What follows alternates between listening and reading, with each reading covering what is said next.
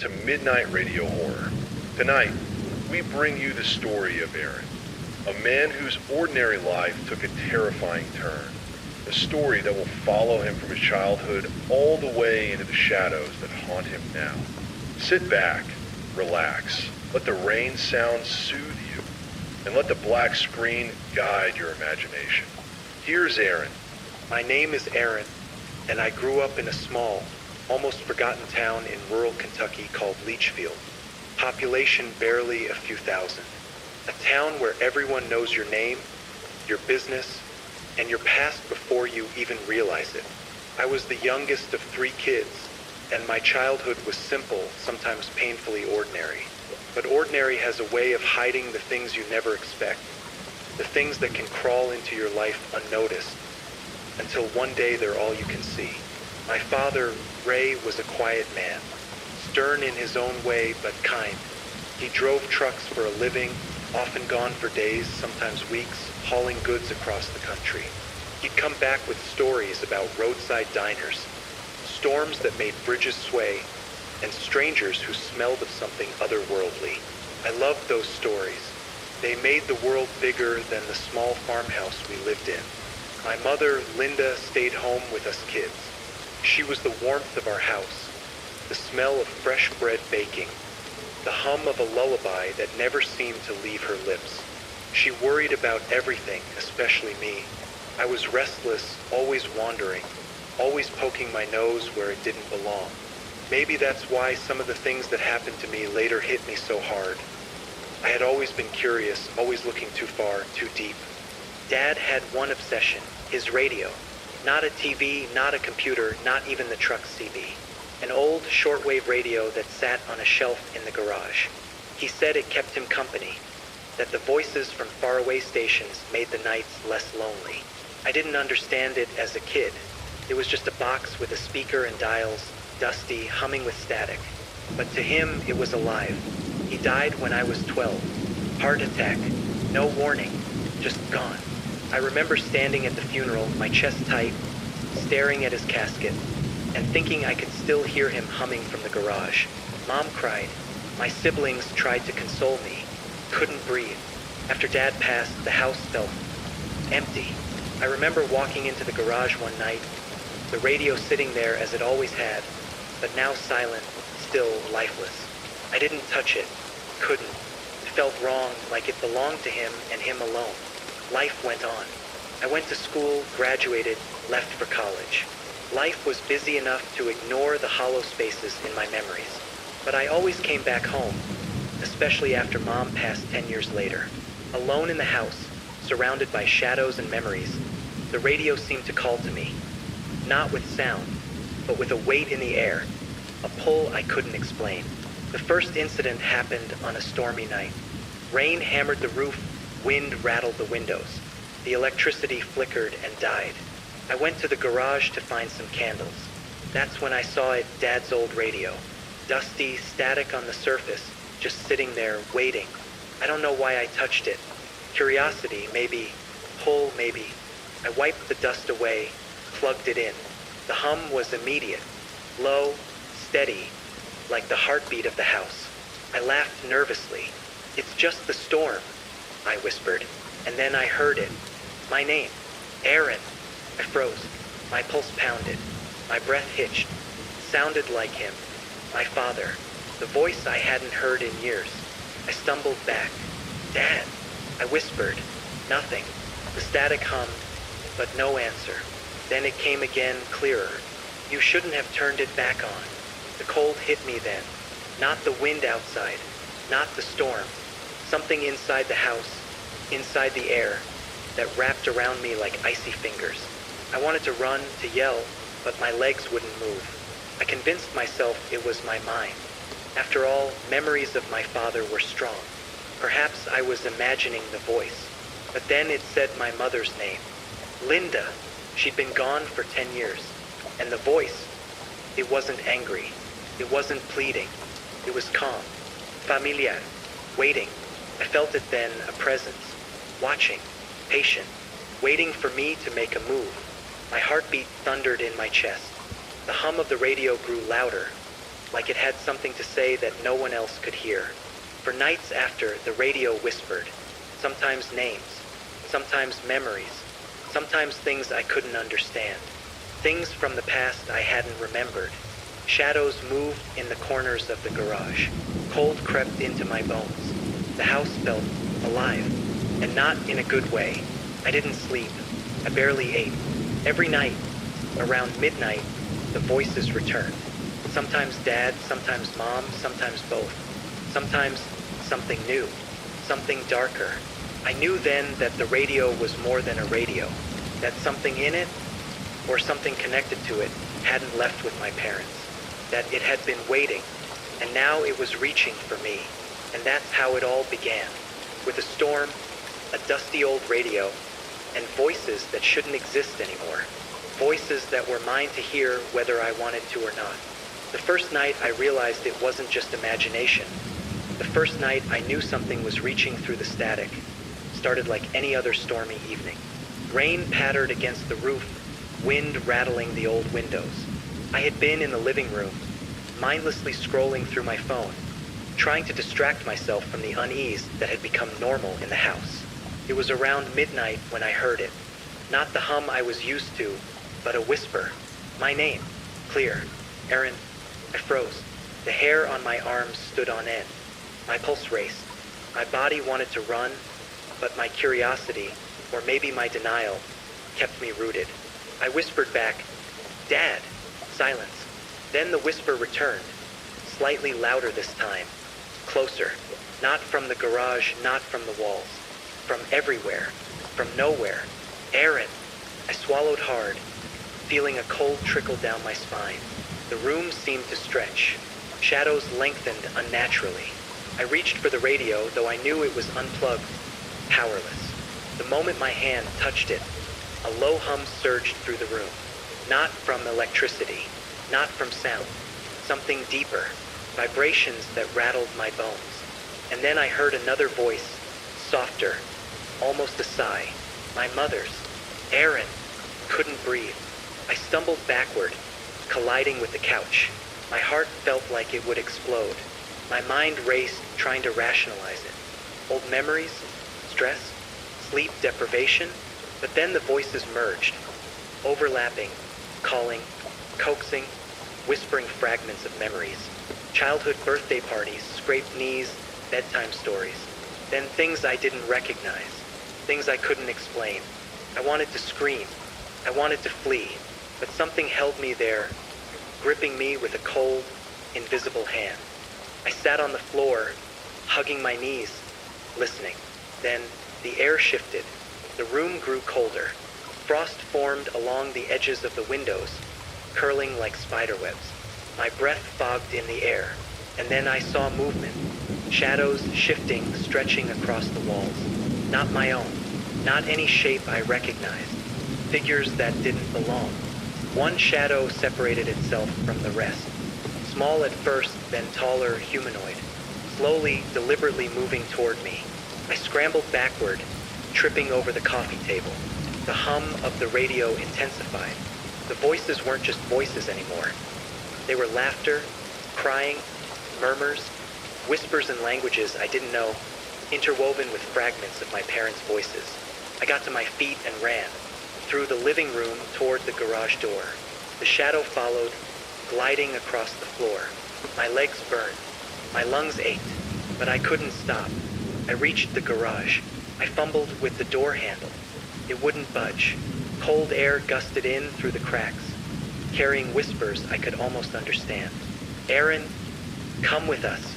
And then I felt it, a touch. Not soft, not gentle, but firm, cold, pressing against my shoulder. I spun around, expecting something, but nothing was there. My flashlight, dead. My phone, no signal. And the radio, unplugged, still hummed, vibrating with a life of its own. The whispers intensified, forming words I could finally understand. You were always curious. Now you see. Now you listen, now you belong. I slammed the door open and bolted outside. The storm had eased into a drizzle, fog crawling low across the yard. The air was thick, heavy. I stumbled over wet grass, heart hammering. Then I stopped. Something drew my eyes to the old oak tree at the edge of the yard. Fog curled around it, moving like fingers.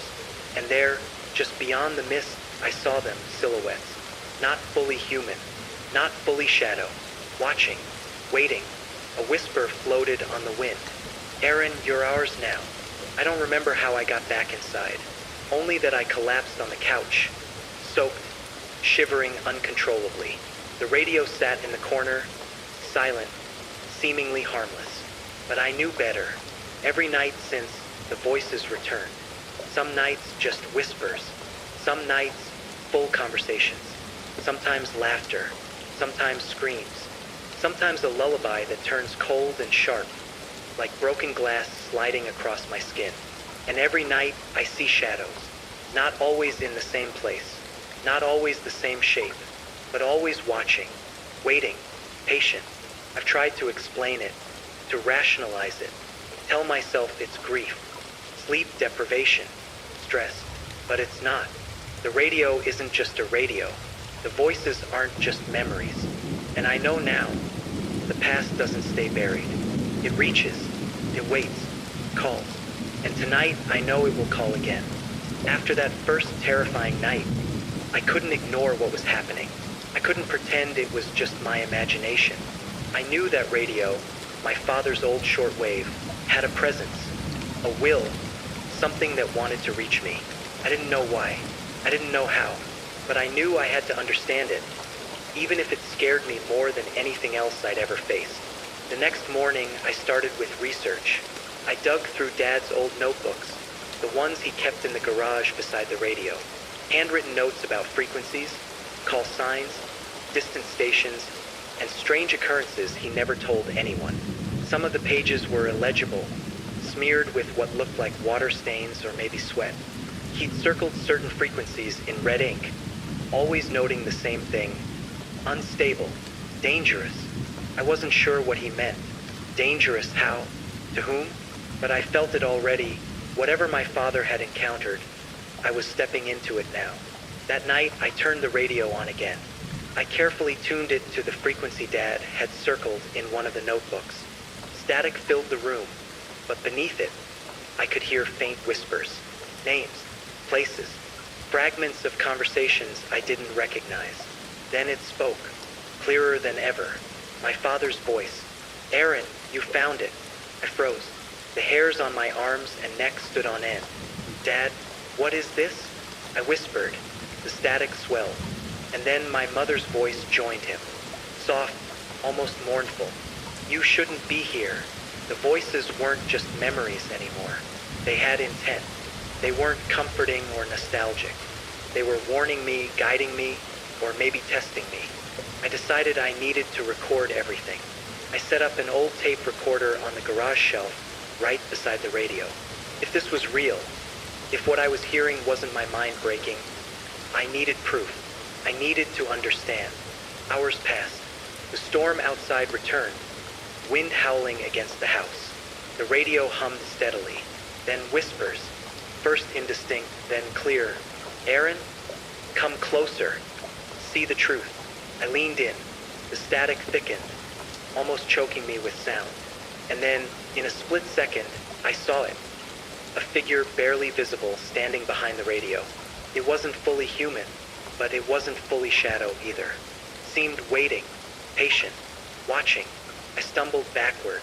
My hands shook. The recorder continued to click and whir, picking up every whisper, every breath, every chilling syllable that formed words I couldn't comprehend. For weeks, I listened to the recordings. Every night the voices changed, evolved, revealing snippets of my father's experiences. Memories I didn't know existed, secrets of the town, the house, even the radio itself. One night, the voice said something I couldn't ignore. "You must leave before it takes more than your curiosity." Curiosity, that's what had always gotten me into trouble. And I realize now it might be the thing that destroys me. Then objects in the garage began moving on their own. The radio itself would tilt slightly, as if reacting to the voices. My father's tools clattered off the workbench, scattered across the concrete floor, and I wasn't imagining it. The tape recorder picked it all up. Metallic clanging, faint whispers, urgent murmurs. I tried to leave the garage once, but the door wouldn't budge. The air was heavy, thick, almost viscous. Cold seeped into my bones, freezing my movements, locking my breath. And then I felt it again. A presence brushing against my shoulder, circling me, invisible yet tangible. It was then I understood. The radio wasn't just transmitting voices. It was a gateway, a conduit to something beyond. Something that had been connected to my father, and now, through me, it wanted more. Couldn't sleep. I barely ate. Days blurred together, but the recordings continued. They told stories. Whispers of places my father had never visited, warnings of things I couldn't yet see, instructions in languages that made my stomach twist. One night, I dared to follow them. The static formed shapes, faint shadows in the corner of the garage. They pointed toward the back wall. And there, behind the old storage shelves, I found a hidden compartment. Inside, a collection of papers yellowed with age. Diagrams of the radio frequency charts, symbols I couldn't recognize. And photographs, black and white images of my father standing beside a man I didn't know. A man with eyes so dark, so hollow, it felt like they could swallow me whole. The voices grew frantic, excited. My father's voice pleading, my mother's voice warning. I realized in that moment that whatever this was, it was alive. It watched. It learned.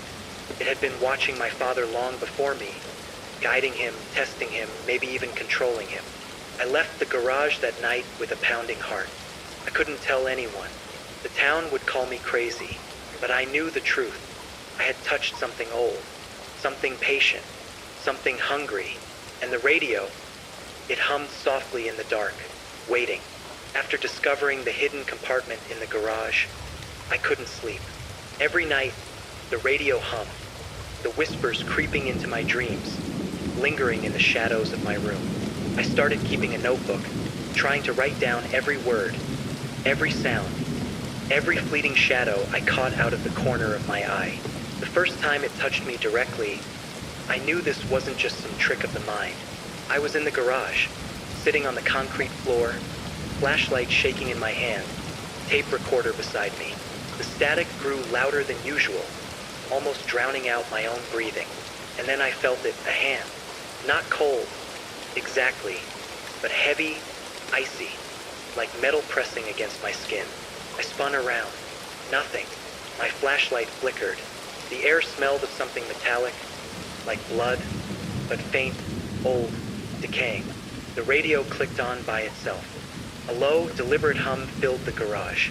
Then the voice came. Not my father's this time. Not my mother's. Something new.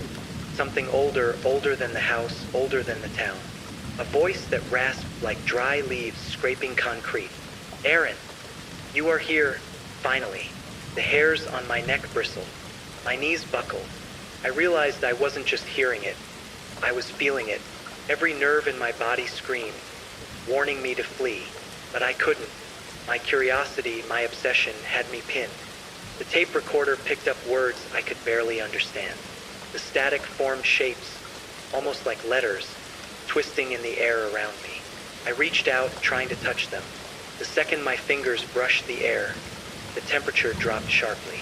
My breath came out in thick clouds, and then I felt it again, brushing against my shoulder, moving down my arm, cold and insistent. I fell backward, crashing into the workbench. Tools scattered, the hum of the radio rising, voices overlapping. I couldn't tell one from the other. My father's voice pleading, my mother's voice scolding, and the new voice patient, commanding, cold. I screamed, and then silence. For hours, nothing moved. The radio sat there, lifeless, as if nothing had happened. I checked the tape recorder. The static was recorded, the whispers faintly audible, but the weight in the room, the pressure, the ice in my veins, that wasn't captured. That was real.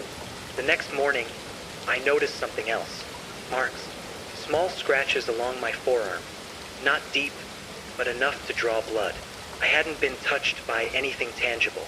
And yet, there they were. My skin burned where they appeared. Over the next few nights, the encounters became more direct. Objects moved on their own. The radio tuned itself to strange, distant frequencies. Sometimes I would hear voices in languages I didn't know. Sometimes my parents' voices would speak over them, guiding me, warning me. And sometimes, I swear I could hear other things. Something old, something hungry, whispering from beyond. One night I saw her, a figure, a girl, pale with dark, hollow eyes. She stood near the oak tree at the edge of the yard, her hair tangled, wet from rain, staring straight at me. She didn't move, but I felt her presence, heavy and demanding. The fog curled around her, shifting, almost like it had a life of its own. "Aaron," the radio whispered. I knew it wasn't safe. I knew I should run, but something in me wanted to approach her. My father had warned me in those scattered notebook entries about obsession, about listening too closely. But I couldn't help myself. I stepped closer. The fog thickened, pressing against my face, curling around my legs. My heart pounded. The girl raised a hand, and suddenly I was pulled forward. Not by wind, not by anything I could see. Something invisible, strong, gripping me, dragging me toward her. I stumbled, fell to my knees. The radio hummed louder, almost singing, almost alive. And then, just as suddenly as it started, the grip released. I scrambled back, gasping, drenched in sweat, shivering. That night, I understood something terrifying. The voices weren't just memories. They weren't just echoes of my parents. They were alive. They were sentient. And they were testing me, shaping me, trying to draw me into a world I couldn't yet comprehend. I barricaded the garage door. I unplugged the radio. I tried to sleep, but it was no use.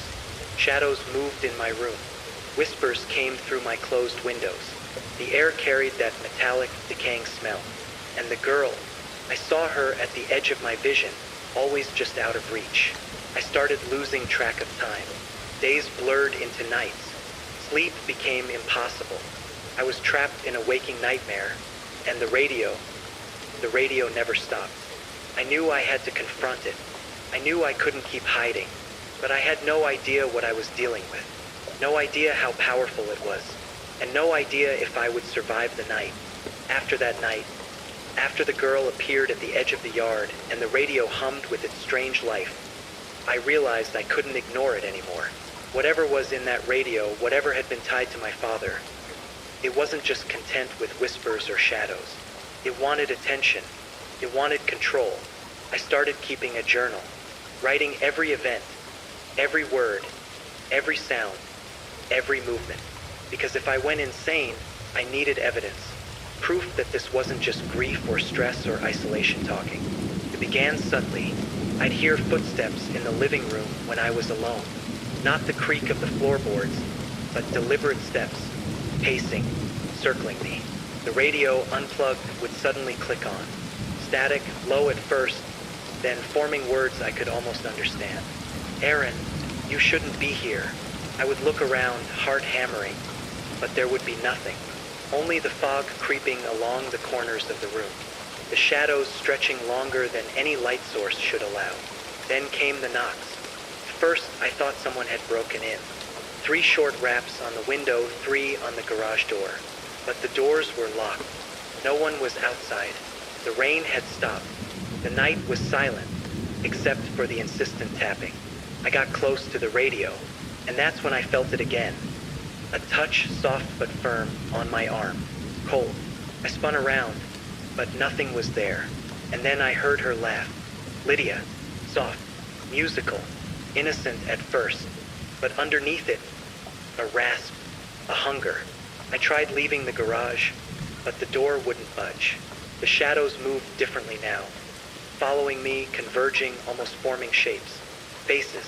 Not fully formed, but enough to make me recoil. One of them looked like my father, twisted, shadowed, watching me. The radio hummed louder, vibrating through the floor, and the girl, Lydia, appeared again. this time inside the garage. Fog wrapped around her like a cloak. Her eyes were hollow, her skin pale, almost transparent. She didn't speak. She just stared, waiting. I fell to my knees. My notebook slipped from my hands. The papers scattered. And then I understood. She wasn't just a figure. She was part of the radio, part of the static, part of something older than my family, older than the house. I tried shouting at her, "Leave me alone." Nothing. And then she smiled. I don't think you can understand what that smile looked like. It wasn't friendly. It wasn't human. It was patient. Promised something. Pain, probably. Maybe death. But it also beckoned.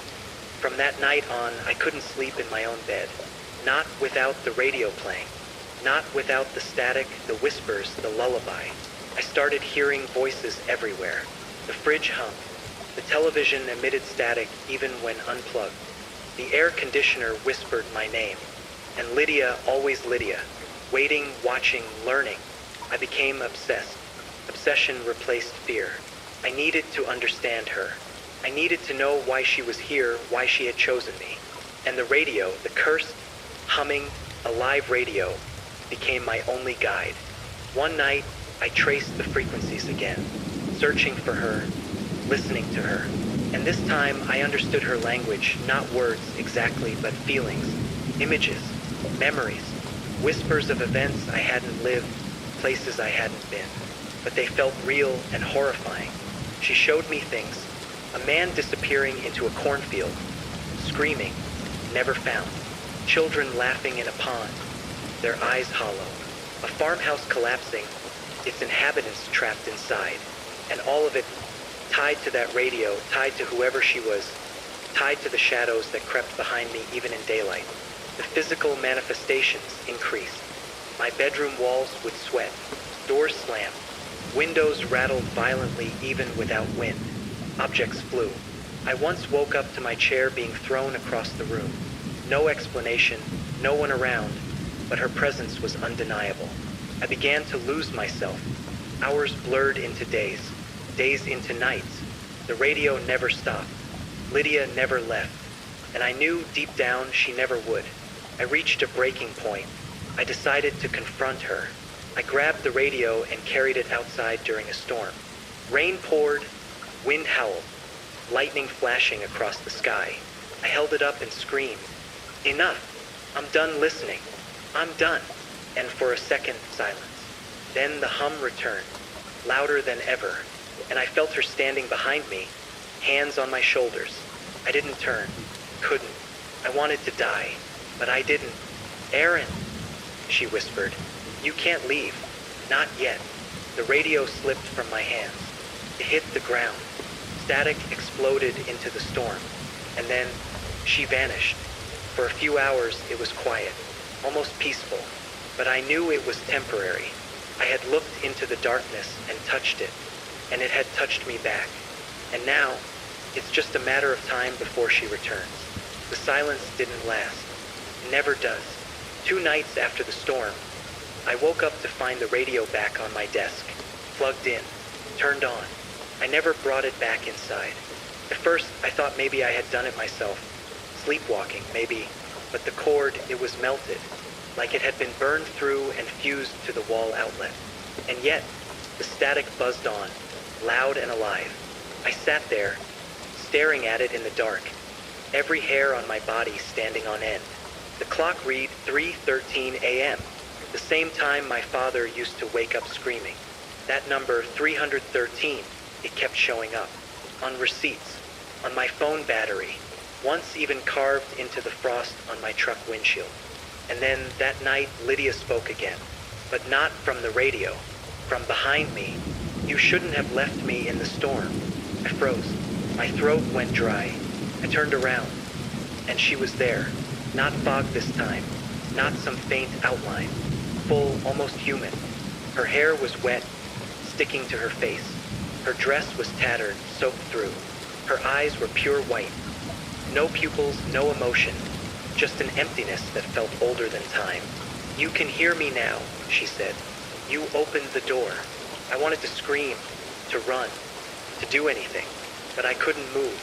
The air felt thick, like syrup. My body wouldn't obey. And then she smiled again. That same slow, horrifying grin. I felt a pressure behind my eyes, like someone was pushing their fingers through my skull. I don't remember falling, but I woke up on the floor hours later. The radio was silent, and on the wall above it, written in dripping black, "Where's room 313? The next few days are a blur." Sleep meant nothing anymore. When I closed my eyes, I saw her, standing at the edge of my bed, whispering things I didn't understand. When I opened them, she was gone, but her voice stayed. Sometimes it came through the pipes, sometimes the vents, once through my phone when it wasn't even on. They buried me there. They never stopped the broadcast. "You have to finish it." I thought maybe she was tied to a location, that if I found this room 313, I could set her free. I started searching. I went through the old radio logs my father kept. He'd worked for a local AM station, one that shut down years before I was born. WQNR, small-town broadcast, mostly weather and late-night talk shows. But there was one folder he'd labeled Room 313. No date, no context, just recordings, old cassette tapes brittle with age. When I played the first one, I heard his voice, and hers. My father on tape. "Lydia, if you can hear me, this isn't funny anymore." Lydia, faintly, "You said you'd let me through." Then static, then screaming, then silence. I don't know how long I listened, but by the end, I realized the truth. My father hadn't been broadcasting weather reports. He'd been broadcasting her. I drove out to the remains of the station the next morning. A decaying concrete building miles outside town, buried under vines and silence. Inside, it smelled of rust and rot. The air was thick, wet, suffocating. Every step echoed. The walls were lined with soundproof foam that had rotted into fungus. And in the back, there it was, room 313. The door was still marked with my father's name. The knob was cold, like metal left in snow. Pushed it open. The room was small, maybe 10 by 10. A cracked soundboard, broken microphones, a rusted on-air sign that still flickered faintly. And in the middle of the floor, the same model of radio I had at home. I felt her before I saw her. That pressure in my skull again. That chill that makes your teeth ache. The lights dimmed. The static roared to life, louder than ever.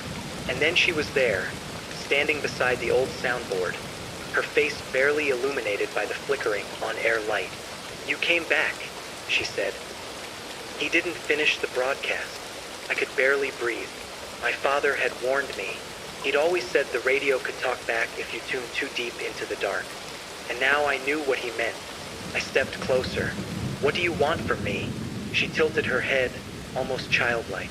To be heard. And suddenly, every speaker, every broken piece of equipment in that room came alive. Voices screamed, laughed, cried. Dozens, maybe hundreds of them, all tangled in static. And beneath them all, one voice.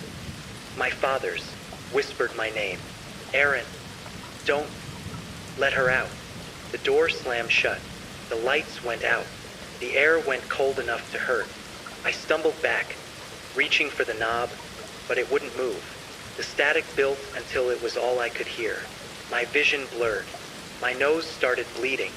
And then, clear as day, right beside my ear, she whispered, "You already did." When I came to, it was morning. The door was open. The radio was gone. I stumbled outside, shaking, half blind from the light. The building was empty, completely silent, but I could still hear the static. Not in my ears, not in my head, but under everything, like the world itself was humming. When I got home, my house was freezing. My breath fogged the air. The lights flickered, and the radio, the one that had vanished, was sitting on the kitchen table, clean, polished, perfectly still. And on its dial, etched in red, was a single phrase. The broadcast never ends. To room 313, I should have run. I should have left the radio, left the town, left everything behind. But I didn't. Curiosity, obsession, maybe stupidity. Whatever it was, I stayed. And that's when it got worse. The radio never left my house. I never saw it being placed there, never heard footsteps. I woke up one morning to find it on the kitchen counter, humming quietly, static filling the corners of the room. Every night, Lydia came back, sometimes at the end of the hallway, sometimes standing behind the shower curtain, sometimes, I swear, inside the mirror, grinning. I began to hear voices even when the radio was off. They didn't whisper anymore. They shouted, screamed, they argued. Hundreds of voices overlapping, incoherent yet purposeful. Aaron, finish it. Turn it back on. Why did you leave me? I tried to block it out. Tried wearing headphones. Tried moving the radio outside into the yard. Tried burning it. Nothing worked. The static followed me. The whispers followed me. Even when I left the house, I started hearing things on my phone.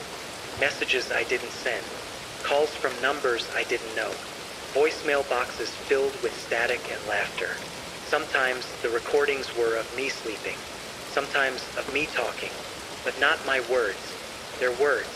Commands. Warnings. Please. One night, I was awake for hours trying to sleep, trying to ignore it. But then the voice spoke clearly. Aaron, you belong to the broadcast now. I froze. My blood ran cold. My room, once familiar, felt alien. The walls seemed to pulse in rhythm with the static. My bed sagged under a weight I couldn't see. Then I heard footsteps, close, circling me. She was here, Lydia, her presence pressing down like water. I dared to open my eyes. She was sitting on the edge of the bed, wet hair plastered to her face, hollow eyes staring straight into mine. Why are you afraid? She asked. I didn't answer, couldn't. I was paralyzed, every nerve screaming, every thought screaming, every muscle locked. You heard them, she said. All of them. Every broadcast, every scream, every whisper. You're mine now. I don't know how long I sat there. Maybe minutes, maybe hours. The next day, my mind started slipping. I couldn't tell reality from hallucination. Every shadow in my room had a voice. Every reflection whispered my name. Every radio, every speaker, every phone. It was all alive. And the tape recordings I'd made, they started changing. I would play them back, and new whispers would appear. Commands I didn't hear before. Voices of my father screaming, pleading, warning. Aaron, it never ends. Don't listen. I began to hallucinate her everywhere. The streets, the store, the park, she was there. Watching, waiting, silently grinning. I stopped leaving my house. Stopped answering calls. Stopped going outside. But the radio never stopped. It hummed. It whispered. It laughed. And one night, I realized it wasn't just the radio. It was me. Every thought I had, every word I spoke, every heartbeat. All of it pulsed with static, with whispers. I couldn't think my own thoughts anymore. I couldn't speak my own words. It was Lydia, it was the broadcast, it was the radio. Aaron, you're finally ready, she said. I screamed, but no sound came out. The hallucinations grew worse. The walls bled shadows. Mirrors reflected not my face, but hers. The air grew thick, unbreathable. Every night she drew closer.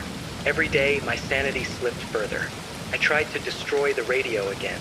I tried smashing it, burning it, drowning it. Nothing worked. Every attempt ended the same. I would wake up, exhausted, broken, and the radio would be waiting for me in the same spot, humming softly, static leaking into the air like fog. And the whispers, they never stopped. Aaron, finish it. You know what you must do. I didn't know. I didn't understand. But I felt it, deep in my chest. The pull of something ancient, relentless, patient. Something that had been waiting for me my whole life. I started writing again, trying to capture the voices, trying to leave a record in case I didn't survive. But the voices would overwrite me. They would speak through my hand. Words I never thought, thoughts I never had. And the last entry I wrote that night, I don't even remember. Only the words remain, scratched onto the page in shaky, frantic handwriting. She is everywhere. I am nothing. The broadcast never sleeps. She waits. I am hers. I don't know how long I've been trapped in this loop. Days? Weeks? Months? Time doesn't exist the way it used to. Every night is the same. The static hums. The whispers crawl under my skin. And Lydia, she's closer now than ever. The radio sits at the end of my bed, always plugged in, alive, waiting. She appears in every reflection. Every shadow moves like her. She's patient, deliberate, never leaving, never tired, never silent. Last night, I tried one last thing. I thought I could confront her, end it, destroy the source. I took the radio into the garage, poured gasoline over it, and struck a match. The flames roared. Smoke filled the room. I thought I'd finally free myself. But she appeared in the fire. Not a hallucination. Not a trick of my mind. She was real. She was there.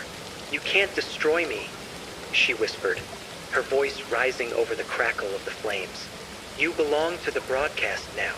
The fire burned my hands. I screamed. The flames licked my face. And yet, she was unharmed. She reached through the smoke, her fingers brushing my cheek. Ice, sharp, cutting. The radio exploded. Glass and sparks flew. The room went dark. I should have been free. I wasn't, because the moment the explosion ended, I heard it. Static, faint, distant. And then my own voice. "Aaron, you shouldn't have left me alone." I stumbled backward, my chest heaving. The walls of the garage stretched and warped. Shadows elongated. My reflection in a broken mirror showed her face, not mine. And then I realized the broadcast isn't the radio. It's me. Every thought, every heartbeat, every movement. Part of her. Part of Lydia. Part of this endless loop. I tried to scream. My mouth opened, but nothing came out. Only static. Only whispers. I don't know who I am anymore. Maybe I never did. The last thing I remember, before the world shifted completely, she said, "Welcome home," and then silence. Now, sometimes I hear the faint hum in my dreams. Sometimes, when the wind howls, I swear I can hear static creeping through the walls of houses. Radios turning on by themselves, voices whispering names. Maybe it's me. Maybe it's her. Maybe it's you. The broadcast never ends. It never sleeps. It waits. And one day, if you listen too closely, it might find you.